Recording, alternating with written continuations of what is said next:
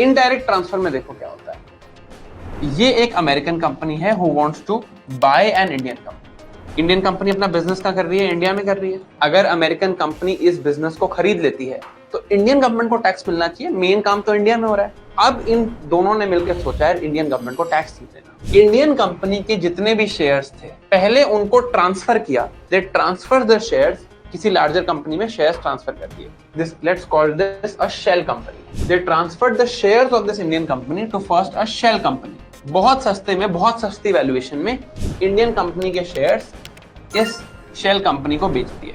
Shell company is now owner of Indian company. Indian government को तो कोई tax नहीं मिला, 10 रुपए पर शेयर है, बहुत कम टैक्स मिलेगा।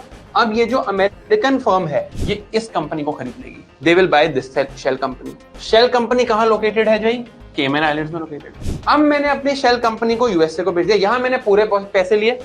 It's located in the Cayman Islands, so I don't have to pay any tax. This is the idea of indirect transfer.